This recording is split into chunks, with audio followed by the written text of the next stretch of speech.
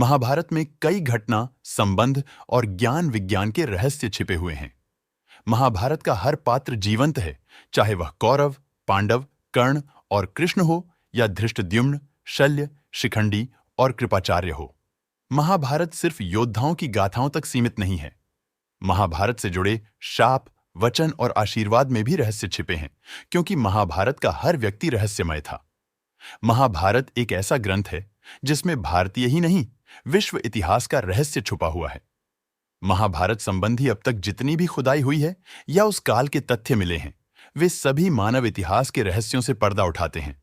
भारतीय ही नहीं, इसमें मनुष्यों के इतिहास का अभी भी वह कालखंड छुपा हुआ है जिसके जानने से ज्ञान, विज्ञान, खगोल, धर्म आदि के मामले में मनुष्यों की जानकारी में आश्चर्यजनक रूप से इजाफा हो सकता है। किसी भी देश के इतिहास को धर्म के चश्मे से नहीं देखा जा सकता है। आओ हम जानते हैं महाभारत काल के ऐसे 10 व्यक्तियों के बारे में जिनमें अद्भुत क्षमता थी। वे आम मनुष्यों की तरह मनुष्य नहीं थे, वे कुछ और ही तरह की क्षमता से संपन्न थे। हिंदुत्व सुविचार चैनल में आपका स्वागत है। इसी तरह के रोचक जानकारी जानने के लिए हमारे चैनल को सब्सक्राइब करके वीडियो को लाइक कर दें, क्योंकि आपका एक लाइक हमें बहुत ज्यादा मोटिवेट करता है। सहदेव 5 पांडवों से 2 नकुल और सहदेव दोनों ही माद्री, अश्विन कुमार के पुत्र थे। सहदेव भविष्य में होने वाली हर घटना को पहले से ही जान लेते थे। वे जानते थे कि महाभारत होने वाली है और कौन किसको मारेगा और कौन विजयी होगा। लेकिन भगवान कृष्ण ने उसे शाप दिया था कि अगर वह इस बारे में लोगों को बताएगा तो उसकी मृत्यु हो जाएगी। कैसे मिली शक्ति? सहदेव के धर्मपिता पांडु बहुत ही ज्ञानी थे। उनकी अंतिम इच्छा थी कि उनके 5 बेटे उनके मृत शरीर को खाएं, ताकि उन्होंने जो ज्ञान अर्जित किया है वह उनके पुत्रों में चला जाए। सिर्फ सहदेव ने ही हिम्मत दिखाकर पिता की इच्छा का पालन किया। उन्होंने पिता के मस्तिष्क के 3 हिस्से खाए।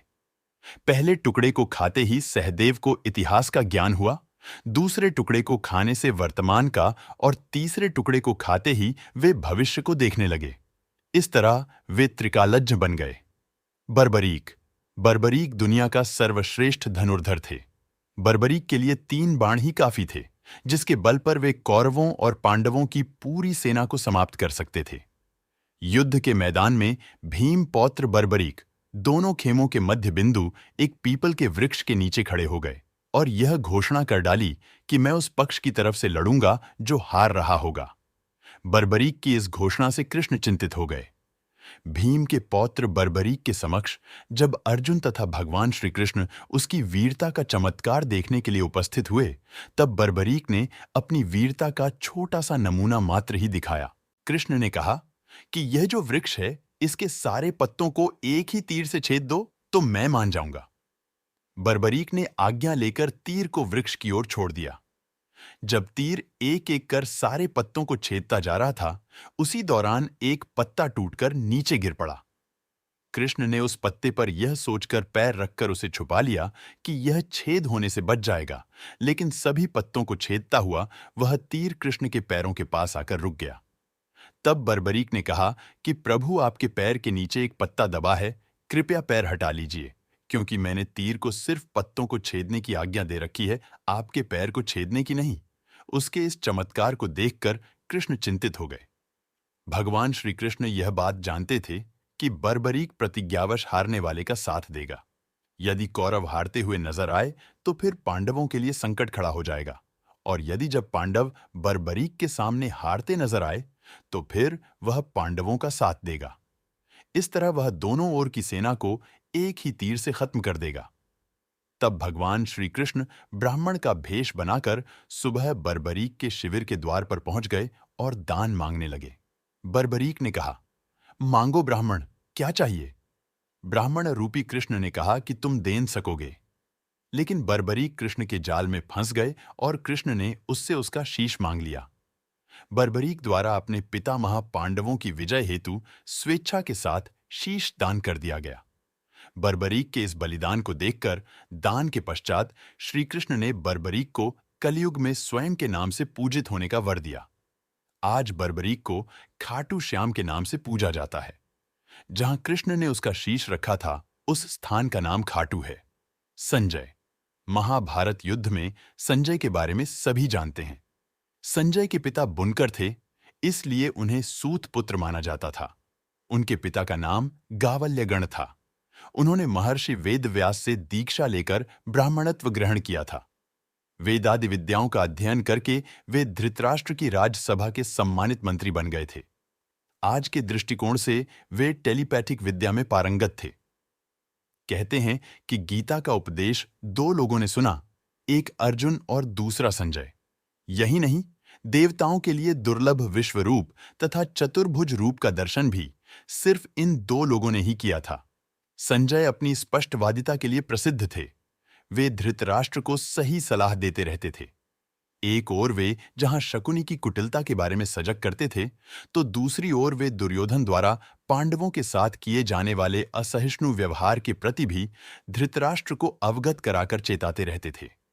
वे धृतराष्ट्र के संदेशवाहक भी थे। संजय को दिव्य दृष्टि प्राप्त थी, अतः वे युद्ध क्षेत्र का समस्त दृश्य महल में बैठे ही देख सकते थे। नेत्रहीन धृतराष्ट्र ने महाभारत युद्ध का प्रत्येक अंश उनकी वाणी से सुना। धृतराष्ट्र को युद्ध का सजीव वर्णन सुनाने के लिए ही व्यास मुनि ने संजय को दिव्य दृष्टि प्रदान की थी। महाभारत युद्ध के पश्चात अनेक वर्षों तक संजय युधिष्ठिर के राज्य में रहे। इसके पश्चात धृतराष्ट्र, गांधारी और कुंती के साथ उन्होंने भी संन्यास ले लिया था।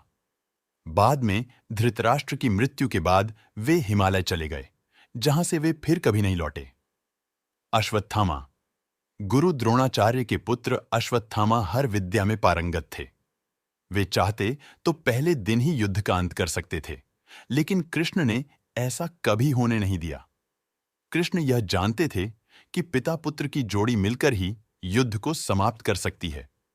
विज्ञान यह नहीं मानता कि कोई व्यक्ति हजारों वर्षों तक जीवित रह सकता है। ज्यादा से ज्यादा 150 वर्ष तक जीवित रहा जा सकता है, वह भी इस शर्त पर कि आबोहवा और खानपान अच्छा हो तो। तब ऐसे में कैसे माना जा सकता है कि अश्वत्थामा जीवित होंगे? लेकिन यह सत्य है कि अश्वत्थामा आज भी जीवित है। क्यों जीवित हैं? अश्वत्थामा। महाभारत के युद्ध में अश्वत्थामा ने ब्रह्मास्त्र छोड़ दिया था, जिसके चलते लाखों लोग मारे गए थे। अश्वत्थामा के इस कृत्य से कृष्ण क्रोधित हो गए थे और उन्होंने अश्वत्थामा को शाप दिया था कि तू इतने वधों का पाप ढोता हुआ 3000 वर्ष तक निर्जन स्थानों में भटकेगा। तेरे शरीर से सदैव रक्त की दुर्गंध निःसृत होती रहेगी। तू अनेक रोगों से पीड़ित रहेगा। व्यास ने श्री कृष्ण के वचनों का अनुमोदन किया। कहते हैं कि अश्वत्थामा इस शाप के बाद रेगिस्तानी इलाके में चला गया था और वहां रहने लगा था। कुछ लोग मानते हैं कि वह अरब चला गया था। उत्तर प्रदेश में प्रचलित मान्यता अनुसार अरब जाकर में उसने कृष्ण और पांडवों के धर्म को नष्ट करने की प्रतिज्ञा ली थी। कवच कुंडलधारी कर्ण। कर्ण से यदि कवच कुंडल नहीं हथियाए होते, यदि कर्ण इंद्र द्वारा दिए गए अपने अमोघ अस्त्र का प्रयोग घटोत्कच पर न करते हुए अर्जुन पर करता, तो आज भारत का इतिहास और धर्म कुछ और होता। भगवान कृष्ण यह भली भांति जानते थे कि जब तक कर्ण के पास उसका कवच और कुंडल है, तब तक उसे कोई नहीं मार सकता। ऐसे में अर्जुन की सुरक्षा की कोई गारंटी नहीं। उधर देवराज इंद्र भी चिंतित थे, क्योंकि अर्जुन उनका पुत्र था। भगवान कृष्ण और देवराज इंद्र दोनों जानते थे कि जब तक कर्ण के पास पैदायशी कवच और कुंडल हैं, वह युद्ध में अजेय रहेगा। तब कृष्ण ने देवराज इंद्र को एक उपाय बताया और फिर देवराज इंद्र एक ब्राह्मण के वेश में पहुंच गए कर्ण के द्वार। देवराज भी सभी के साथ लाइन में खड़े हो गए। कर्ण सभी को कुछ न कुछ दान देते जा रहे थे। बाद में जब देवराज का नंबर आया तो दानी कर्ण ने पूछा, विप्रवर, आज्ञा कीजिए, किस वस्तु की अभिलाषा लेकर आए हैं? विप्र बने इंद्र ने कहा, हे महाराज, मैं बहुत दूर से आपकी प्रसिद्धि सुनकर आया हूं। कहते हैं कि आप जैसा दानी तो इस धरा पर दूसरा कोई नहीं है, तो मुझे आशा ही नहीं विश्वास है कि मेरी इच्छित वस्तु तो मुझे अवश्य आप देंगे ही। फिर भी मन में कोई शंका न रहे, इसलिए आप संकल्प कर लें, तभी मैं आपसे मांगूंगा। अन्यथा आप कहें तो मैं खाली हाथ चला जाता हूं। तब ब्राह्मण के भेष में इंद्र ने और भी विनम्रतापूर्वक कहा, नहीं नहीं राजन, आपके प्राण की कामना हम नहीं करते। बस हमें इच्छित वस्तु मिल जाए तो हमें आत्म शांति मिले। पहले आप प्रण कर लें तो ही मैं आपसे दान मांगूं। कर्ण ने तैश में आकर जल हाथ में लेकर कहा, हम प्रण करते हैं विप्रवर, अब तुरंत मांगिए। तब क्षद्म इंद्र ने कहा, राजन, आपके शरीर के कवच और ने कुंडल हमें दान स्वरूप चाहिए। एक पल के लिए सन्नाटा छा गया। कर्ण ने इंद्र की आंखों में झांका और फिर दानवीर कर्ण ने बिना एक क्षण भी गंवाए अपने कवच और कुंडल अपने शरीर से खंजर की सहायता से अलग किए और ब्राह्मण को सौंप दिए। इंद्र ने तुनरत वहां से दौड़ ही लगा दी और दूर खड़े रथ पर सवार होकर भाग गए, इसलिए कि कहीं उनका राज्य खुलने के बाद कर्ण बदल न जाए। कुछ मील जाकर इंद्र का रथ नीचे उतरकर भूमि में ढंस गया। तभी आकाशवाणी हुई, देवराज इंद्र, तुमने बड़ा पाप किया है। अपने पुत्र अर्जुन की जान बचाने के लिए तूने छल पूर्वक कर्ण की जान खतरे में डाल दी है। अब यह रथ यहीं धंसा रहेगा और तू भी यहीं धंस जाएगा। तब इंद्र ने आकाशवाणी से पूछा, इससे बचने का उपाय क्या है? तब आकाशवाणी ने कहा, अब तुम्हें दान दी गई वस्तु के बदले में बराबरी की कोई वस्तु देना होगी। इंद्र क्या करते, उन्होंने यह मंजूर कर लिया। तब वे फिर से कर्ण के पास गए, लेकिन इस बार ब्राह्मण के वेश में नहीं। कर्ण ने उन्हें आता देखकर कहा, देवराज, आदेश करिए, और क्या चाहिए? इंद्र ने झेंपते हुए कहा, हे दानवीर कर्ण, अब मैं याचक नहीं हूं, बल्कि आपको कुछ देना चाहता हूं। कवच कुंडल को छोड़कर मांग लीजिए, आपको जो कुछ भी मांगना हो। कर्ण ने कहा, देवराज, मैंने आज तक कभी किसी से कुछ नहीं मांगा और न ही मुझे कुछ चाहिए। वर्टिकल बार कर्ण सिर्फ दान देना जानता है, लेना नहीं। तब इंद्र ने विनम्रतापूर्वक कहा, महाराज कर्ण, आपको कुछ तो मांगना ही पड़ेगा, अन्यथा मेरा रथ और मैं यहां से नहीं जा सकता हूं। आप कुछ मांगेंगे तो मुझ पर बड़ी कृपा होगी। आप जो भी मांगेंगे मैं देने को तैयार हूं। कर्ण ने कहा, देवराज, आप कितना ही प्रयत्न कीजिए, लेकिन मैं सिर्फ दान देना जानता हूं, लेना नहीं। मैंने जीवन में कभी कोई दान नहीं लिया। तब लाचार इंद्र ने कहा, मैं यह वज्र रूपी शक्ति आपको बदले में देकर जा रहा हूं। तुम इसको जिसके ऊपर भी चला दोगे वो बच नहीं पाएगा। भले ही साक्षात काल के ऊपर ही चला देना, लेकिन इसका प्रयोग सिर्फ एक बार ही कर पाओगे। कर्ण कुछ कहते उसके पहले ही देवराज वह वज्र शक्ति वहां रखकर तुरंत भाग लिए। कर्ण के आवाज देने पर भी वे रुके नहीं। बाद में कर्ण को उस वज्र शक्ति को अपने पास मजबूरन रखना पड़ा। लेकिन जैसे ही दुर्योधन को मालूम पड़ा कि कर्ण ने अपने कवच कुंडल दान में दे दिए हैं, तो दुर्योधन को तो चक्कर ही आ गए। उसको हस्तिनापुर का राज्य हाथ से जाता लगने लगा। लेकिन जब उसने सुना कि उसके बदले वज्र शक्ति मिल गई है, तो फिर से उसकी जान में जान आई। अब इसे भी कर्ण की गलती नहीं मान सकते। यह उसकी मजबूरी थी, लेकिन उसने यहां गलती यह की कि वह इंद्र से कुछ मांग ही लेता। नहीं, मांगने की गलती तो गलती ही है। अरे, वज्र शक्ति को 3 बार प्रयोग करने की इच्छा ही व्यक्त कर देता। भीम। कुंती, वायु के पुत्र थे भीम, अर्थात पवन पुत्र भीम। भीम में 1000 हाथियों का बल था।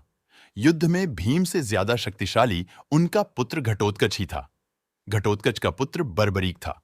उन्होंने एक बार अपनी भुजाओं से नर्मदा नदी का प्रवाह रोक दिया था। युद्ध में भीम से ज्यादा शक्तिशाली सिर्फ उनका पुत्र ही था, लेकिन भीम में यह 1000 हाथियों वाला बल कहां से और कैसे आया? यह सभी जानते हैं कि गांधारी का बड़ा पुत्र दुर्योधन और गांधारी का भाई शकुनी कुंती के पुत्रों को मारने के लिए नई नई योजनाएं बनाते थे। इसी योजना के तहत एक बार दुष्ट दुर्योधन ने धोखे से भीम को विष पिलाकर उसे गंगा नदी में फेंक दिया। मूर्छित अवस्था में भीम बहते हुए नागों के लोक पहुंच गए। वहां विषैले नागों ने उन्हें खूब डंसा, जिससे भीम के शरीर का जहर कम होने लगा, यानी जहर से जहर की काट होने लगी। जब भीम की मूर्छा टूटी, तब उन्होंने नागों को मारना शुरू कर दिया। यह खबर नागराज वासुकी के पास पहुंची। तब वे स्वयं भीम के पास आए। वासुकी के साथी आर्यक नाग ने भीम को पहचान लिया। आर्यक नाग भीम के नाना थे। भीम ने उन्हें अपने गंगा में धोखे से बहा देने का किस्सा सुनाया। यह सुनकर आर्यक नाग ने भीम को 1000 हाथियों का बल प्रदान करने वाले कुंडों का रस पिलाया, जिससे भीम और भी शक्तिशाली हो गए। घटोत्कच। माना जाता है कि कद काठी के हिसाब से भीमपुत्र घटोत्कच इतना विशालकाय था कि वह लात मारकर रथ को कई फुट पीछे फेंक देता था और सैनिकों तो वह अपने पैरों तले कुचल देता था। भीम की असुर पत्नी हिडिंबा से घटोत्कच का जन्म हुआ था। जन्म लेते समय उसके सिर पर केश उत्कच नहीं थे, इसलिए उसका नाम घट, हाथी का मस्तक प्लस उत्कच केशहीन अर्थात घटोत्कच रखा गया। इसका मस्तक हाथी के मस्तक जैसा और केश शून्य होने के कारण यह घटोत्कच नाम से प्रसिद्ध हुआ। वह अत्यंत मायावी निकला और जन्म लेते ही बड़ा हो गया। उसमें जहां शारीरिक बल था वहीं वह मायावी भी था। चूंकि घटोत्कच की माता एक राक्षसी थी, पिता एक वीर क्षत्रिय था, इसीलिए इसमें मनुष्य और राक्षस दोनों के मिश्रित गुण विद्यमान थे। वह बड़ा क्रूर और निर्दयी था। महाभारत युद्ध के बीच इसने हाहाकार मचा दिया था। कर्ण सेनापति बनकर कौरवों के पक्ष से युद्ध कर रहे थे। कर्ण के पास इंद्र की दी हुई ऐसी शक्ति थी जिससे वह किसी भी पराक्रमी से पराक्रमी योद्धा को मार सकते थे। वह शक्ति कभी खाली जा ही नहीं सकती थी। कर्ण इस शक्ति से अर्जुन को मारना चाहते थे। श्री कृष्ण यह जानते थे, इसी कारण उन्होंने घटोत्कच को रणभूमि में उतारा। इस राक्षस ने आकाश से अग्नि और अनेक प्रकार के अस्त्र शस्त्र बरसाना आरंभ कर दिया, जिससे कौरव सेना में हाहाकार मच उठा। दुर्योधन ने घबराकर कर्ण से इसे मारने के लिए कहा। कर्ण भी इसकी मार से घबरा गए थे। उसने अपनी आंखों से देखा कि इस तरह तो कुछ ही देर में सारी कौरव सेना नष्ट हो जाएगी। तब लाचार होकर उसने घटोत्कच पर उस अमोघ शक्ति का प्रयोग किया। अत घटोत्कच क्षण भर में ही निर्जीव होकर पृथ्वी पर गिर पड़ा। पांडवों को उसकी मृत्यु से दुख हुआ था, लेकिन श्री कृष्ण ने सारी चाल उनको समझाकर उन्हें संतुष्ट कर दिया। भीष्म। शांतनु, गंगा के पुत्र भीष्म का नाम देवव्रत था। उनको इच्छा मृत्यु का वरदान प्राप्त था। भीष्म के शरशैया पर लेटने की खबर फैलने पर कौरवों की सेना में हाहाकार मच जाता है। दोनों दलों के सैनिक और सेनापति युद्ध करना छोड़कर भीष्म के पास एकत्र हो जाते हैं। दोनों दलों के राजाओं से भीष्म कहते हैं, राजन्यगण, मेरा सिर नीचे लटक रहा है, मुझे उपयुक्त तकिया चाहिए। उनके एक आदेश पर तमाम राजा और योद्धा मूल्यवान और तरह तरह के तकिए ले आते हैं, किंतु भीष्म उनमें से एक को भी न लेकर मुस्कुराकर कहते हैं कि ये तकिए इस वीर शैया के काम में आने योग्य नहीं है राजन। फिर वे अर्जुन की ओर देखकर कहते हैं, बेटा, तुम तो क्षत्रिय धर्म के विद्वान हो, क्या तुम मुझे उपयुक्त तकिया दे सकते हो? आज्ञा पाते ही अर्जुन ने आंखों में आंसू लिए उनको अभिवादन कर भीष्म को बड़ी तेजी से ऐसे 3 बाण मारे जो उनके ललाट को छेदते हुए पृथ्वी में जा लगे। बस इस तरह सिर को सिरहाना मिल जाता है। इन बाणों का आधार मिल जाने से सिर के लटकते रहने की पीड़ा जाती रही। दुर्योधन का शरीर वज्र के समान कठोर था, जिसे किसी धनुष या अन्य किसी हथियार से छेदा नहीं जा सकता था। लेकिन उसकी जांघ के प्राकृतिक रूप से होने के कारण भीम ने उसकी जांघ पर वार कर उसके शरीर के 2 फाड़ कर दिए थे। दुर्योधन का यह वज्र समान शरीर उनकी माता गांधारी के देखने के कारण बना था। माता ने उन्हें पूर्णतः नग्न होकर उनके समक्ष आने को कहा था, लेकिन कृष्ण द्वारा उनकी बुद्धि को मोड़ देने के कारण वे अपने गुप्तांगों को छुपाकर माता के समक्ष गए थे। इसलिए उनका उतना हिस्सा कमजोर रह गया था। कृष्ण, सब पर भारी कृष्ण मुरारी। भगवान कृष्ण 16 कलाओं में माहिर थे। वे जितने मायावी थे उतने ही मानवीय। उनके रहस्यमय व्यक्तित्व को तो बड़े बड़े योग और तपस्वी भी समझ पाए। एक तरफ अपने दरिद्र मित्र सुदामा के चरण पखारते हैं, तो दूसरी ओर अपनी बुआ के बेटे शिशुपाल का वध भी कर देते हैं। उनके रहस्यमय व्यक्तित्व का सबसे बड़ा उदाहरण यह है कि अर्जुन ने सूर्यास्त से पूर्व जयद्रथ के वध की शपथ ली थी और कहा था कि यदि मैं उसे सूर्यास्त के पूर्व नहीं मार पाया तो अग्निचिता पर लेट जाऊंगा। कृष्ण ने अर्जुन को इसके लिए प्रोत्साहित भी किया था, क्योंकि कृष्ण यह जानते थे कि आज सूर्य ग्रहण है और सूर्य कुछ देर के लिए नहीं दिखेगा। हुआ यही, अर्जुन ने चिता तैयार कर ली। तब जयद्रथ भी यह देखने आया और तुरंत ही उसी वक्त सूर्यपुंड निकल आया। कृष्ण के इशारे पर पल भर में ही अर्जुन ने जयद्रथ का सिर अलग कर दिया। कृष्ण को ईश्वर मानना अनुचित है, किंतु इस धरती पर उनसे बड़ा कोई ईश्वर तुल्य नहीं है, इसीलिए उन्हें पूर्ण अवतार कहा गया है। कृष्ण ही गुरु और सखा हैं। कृष्ण है राजनीति, धर्म, दर्शन और योग का पूर्ण वक्तव्य। कृष्ण को जानना और उन्हीं की भक्ति करना ही हिंदुत्व का भक्ति मार्ग है। अन्य सिर्फ भ्रम, भटकाव और निर्णयहीनता के मार्ग पर ले जाती है। भज गोविंदम मूढ़म ते। जय श्री कृष्ण।